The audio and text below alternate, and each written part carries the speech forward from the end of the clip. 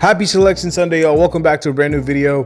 In today's video, I'm going to be talking about and reacting to the Ringers 2023 NBA Draft Guide / mock draft. Make sure you guys stick around till the end of the video and let me know what you guys think about this mock draft. Let me know your predictions for March Madness. I am super stoked for March, man.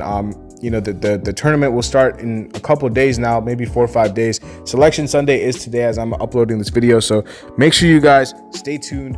Let me know down in the comment section below, who's your pick to win it all? Who do you think is going to win it all this year?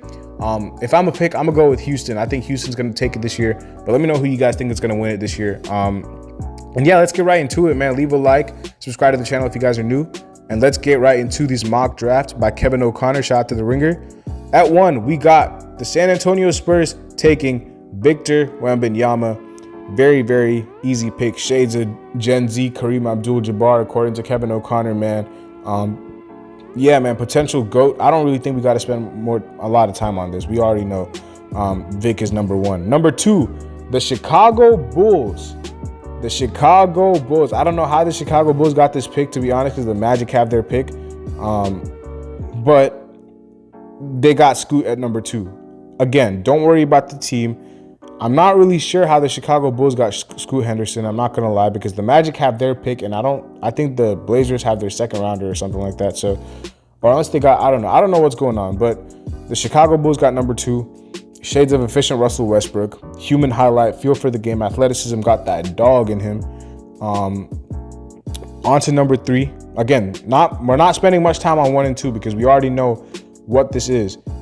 We got Brandon Miller to Alabama. Brandon Miller from Alabama to Detroit. One of my favorite players, if not my favorite player in this draft, man. Reminds me a lot of PG-13. I like this comparison by KOC. Trey Murphy III, I think that's more of like a catch and shoot 3-and-D arc. But I see a lot more ball handling in his game than Trey Murphy III. That's why I compare him to PG, because PG plays a lot like Brandon Miller, or Brandon Miller plays a lot like PG. I think fit-wise, it would fit really well because, you know, they already got their 2 guards in Cade and Ivy. They need a 3. You know, Bojan was their 4. They're gonna need to find that as well somehow. And I like their center play with Jalen Duren for the future. I think he's gonna be really good. But they need a couple of wings and forwards, and Brandon Miller is one of the best, if not the best wing in the draft. So 6'9", you know, 200 pounds. Shooting splits, really nice. Like, he's been playing extremely well, man. Elite shot maker. At number 3, I love that pick. At number 4, we got the Washington Wizards selecting Amen Thompson. Now, he was the consensus number 3 before Brandon Miller's rise, but he's going to be at number 4 now. I love this fit in Washington. Washington just needs some eye-catching, popping talent, man. Like, Amen Thompson is one of the highest upside players in this draft. He's one of the best playmakers in this draft, extremely athletic, shades of tall John Morant, Beanpole Zion Williamson. I don't know about Beanpole. Okay, I think they're just saying skinny Zion or taller Ja, which is kind of funny because they were both taken in the same year, like back to back. He just needs to improve his shooting. That's the only thing that's the only flaw in his game for me. Apart from that, one of the best athletes in this draft, extremely smart in the open floor, can create for everybody. Washington will love this player because they haven't really had someone like that since John Wall. So, Amen Thompson, extremely high upside player. Number 5, speaking of Houston, we got Jarace Walker staying at home.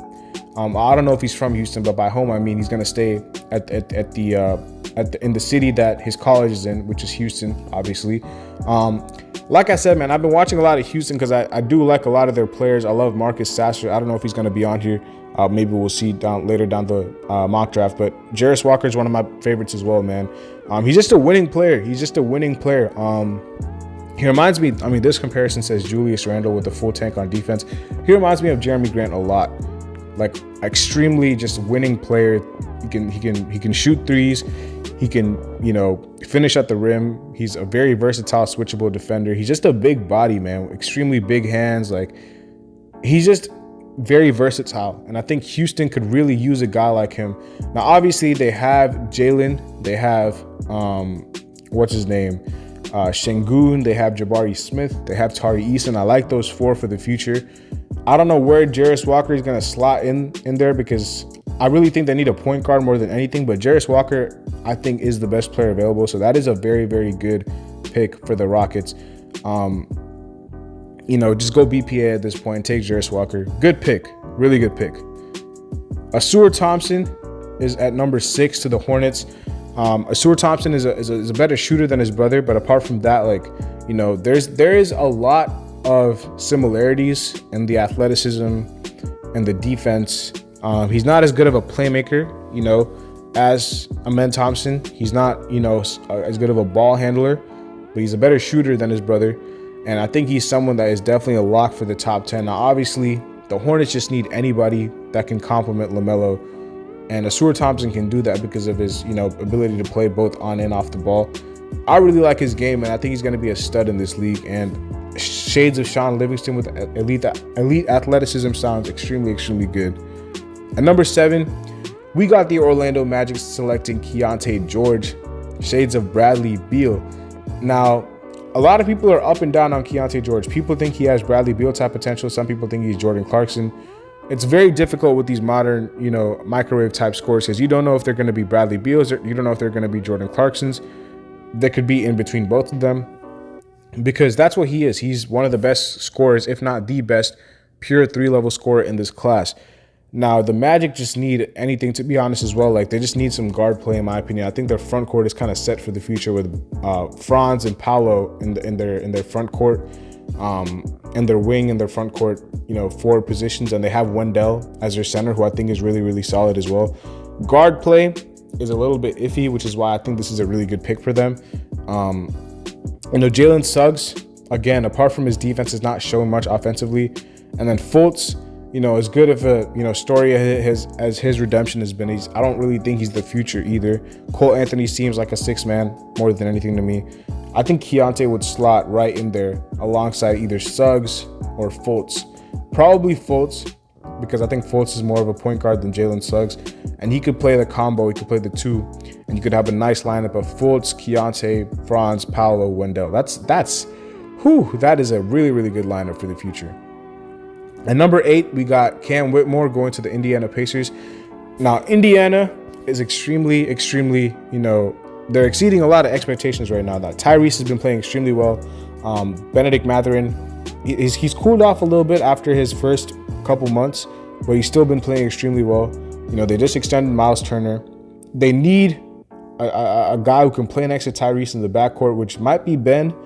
If you move Ben to the 2, slide him down to the 2, have Cam Whitmore at the 3, because Cam Whitmore is a lot bigger than Mathurin. So you could have Cam Whitmore be your 3 of the future. You still have to find that 4 somehow, but Cam Whitmore, they don't really have a comparison for him here.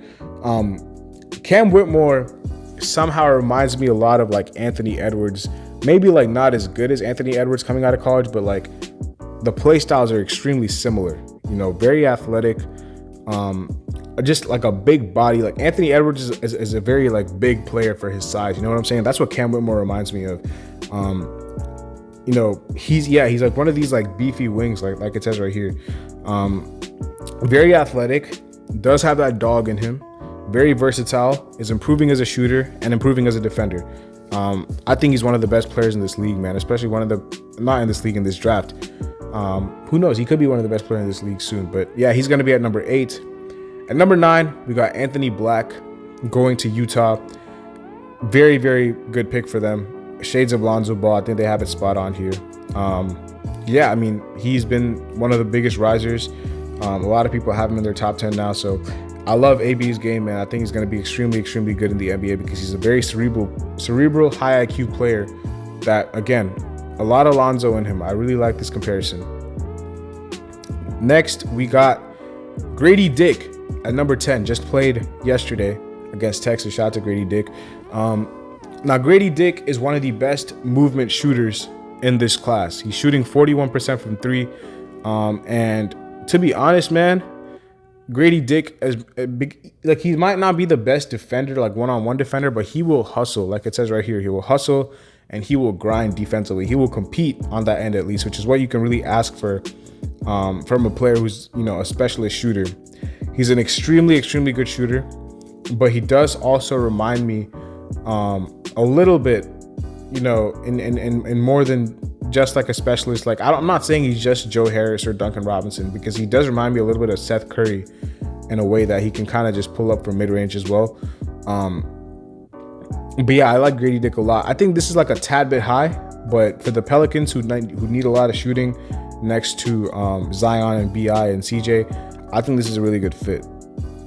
At number 11, we got Cason Wallace to Portland. I really like the player. I just don't understand this fit, to be honest. They have a ton of guards already. A really, variety of guards in Portland. Shaedon Sharpe, Anthony Simons, Dame Lillard. Like, I don't really know where he's going to be playing. I think the Blazers have to go big or wing here. I don't think they should go guard because I think they just have a ton of guards. They just took one last season in the draft or this past draft. Like, I love Cason Wallace though. Shades of Drew Holiday, I think, is a very good comp. He's one of the best defenders, probably the best guard defender in this class. And offense is coming along as well, man. Extremely winning player. That any team he goes to, he's going to make better for sure. I just don't know if he's going to get the opportunity in Portland that he would in other teams. Nick Smith at number 12 to the OKC Thunder. Now, again, talking about teams that have a ton of guards, I don't know why the OKC Thunder would take a guard here. Now, Nick Smith probably should have gone a lot higher than 12, to be honest. He's in my top 10 for sure. He is one of my favorites in this class, man. I think Nick Smith is going to be a stud. I love the Tyler Hero comp. I love the Jamal Murray comp because I think Tyler Hero is comparable to Jamal Murray. Yeah, I think Nick Smith is going to be really good. Again, though, OKC already has Shea, Giddey, Jalen Williams, Trey Mann, Isaiah Joe, Aaron Wiggins. Like, they have a lot of guards on their team. A lot of guards. I don't really know where Nick Smith is going to get the run in OKC. Jalen Hood-Schifino, one of the biggest risers in this class. I could see him being a Raptor. He is very smart, cerebral. I think Masai would love him. Obviously Fred VanVleet is a free agent this season, so I'm not really sure what the future is for him as a Raptor. Obviously there was a lot of trade rumors this year with Freddie. The Raptors kind of just need anybody. They just need to pick a direction as to whether they want to rebuild or whether they want to, stick with Pascal and Fred for the future. But Jalen Hood-Schifino, if he's not a starter, would be a really good backup on the Toronto Raptors as well, even if Fred was back. Bigger point guard. I think the Raptors would like him a lot. I could see him as a Raptor, man. I could really see him as a Raptor. And number 4, Taylor Hendricks. This is the player that I would like Portland to select. Portland's pick was at, if I believe Portland's pick was at 11, I think Taylor Hendricks is the man. I'm a huge fan of his game. I think, he's one of my top 5 favorite players in this class. Obviously being at UCF, I watch him a lot, because he's at UCF. So Taylor Hendricks is an extremely athletic player, very good defender, is one of the best 3-and-D players in this class, man. A lot better shooter than a lot of these, 3-and-D players in this league right now. He's shooting 41% from 3, but he's also extremely athletic, man. I think Taylor Hendricks is going to be an absolute stud.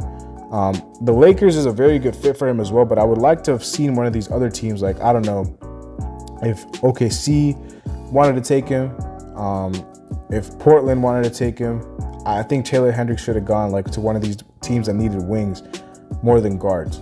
But at 14, I think that's a steal for the Lakers. I think that's a really good pick. At 15, I went to 16 on accident. At 15, we got Chris Murray, Keegan Murray's brother, going to the Hawks. I think that's a good pick, man. He can replace John Collins. John Collins has been on the block forever. Now, I don't know. This might be a little bit too high. I don't know if the Hawks want to take him here, but as far as fit is concerned, it's a really good pick. I just don't know if he's the best player available. It's kind of funny that he's compared to his brother, though. Left-handed Keegan Murray. That's kind of funny. He looks exactly like him, too. 3-and-D player, intelligent. Seems like Keegan for sure. At number 16, we got G.G. Jackson going to the Utah Jazz. I think that's their second pick. I think their first pick was Anthony Black, and now they have G.G. Jackson. I like the nimble Marcus Morris comp a lot. I think G.G. Jackson is an extremely nimble player who can score from all 3 levels. The youngest player in the draft. And yeah, man, I think he's going to be extremely good in the future because of how young he is and how much potential he has. And he's already having an extremely good season. He's a little bit inefficient, but as someone who's only 18 years old, you'll take that any day of the week. It's not something that's going to be anything crazy. So, at 17, we got Jet Howard at 17 to the Rockets. I'm just gonna skim over these picks, man. I think Jet's gonna be extremely good though. The Rockets are gonna love Jet. Derek Lively at 18, the Warriors, they do need a big for the future to replace Kevon Looney. Jordan Hawkins is an extremely good scorer and shooter that the Knicks could use for sure.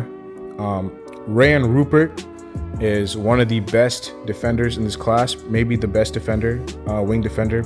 And I, as a Heat fan, I would love to see another one of these gritty guys with the Heat because, you know, we love these type of players. Kyle Filipowski is another guy who can stretch the floor for Brooklyn. Sidi Sissoko. They have 2 back-to-back picks. That's crazy. Sidi Sissoko is a versatile, player for the G League Ignite that I would like for the Nets. James Nagy. Wow, James Nagy in the first round. Okay, Kevin O'Connor, I see you. I think this is a little bit high, but I mean, I like it. He's mixing it up a little bit here. Bryce Sensabaugh at 24, I think is extremely low. I think Bryce Sensabaugh is a borderline lottery player, to be honest. Grizzlies get a steal at 24. Maxwell Lewis, extremely, versatile scorer, man. He can score from all 3 levels extremely easily. He's going to be extremely good for sure. With the Kings, shout out to the Kings, the number 2 seed right now. I think this is another steal. Same with Dariq Whitehead, who before the season started was projected a top 5 pick. He struggled because of his injury, to be honest. I think if it wasn't for his injury, he would have been a lot better. But at 26, I think it's a good pick. Colby Jones, the Jazz have 3 picks. That's wild. Same with the Pacers. Colby Jones reminds me a lot of Josh Hart. Let me see his comparison real quick. Malcolm Brogdon. I see Josh Hart and Colby Jones a lot. He's one of the best 3-and-D players in this league, in this draft. I don't know why I keep saying in this league, in this draft. Julian Phillips to the Pacers. To Quavion Smith, this is a little low to me again. And then TJD, obviously we're all familiar with him, plays for Indiana, to the Clippers at number 30. And that is going to be the end of the mock draft. So make sure you guys, let me know what you guys thought about it. Again, let me know your picks to win the March Madness, man. Who do you think is going to win the tournament? And yeah, I'll see y'all later as always, man. Have a nice day. Peace.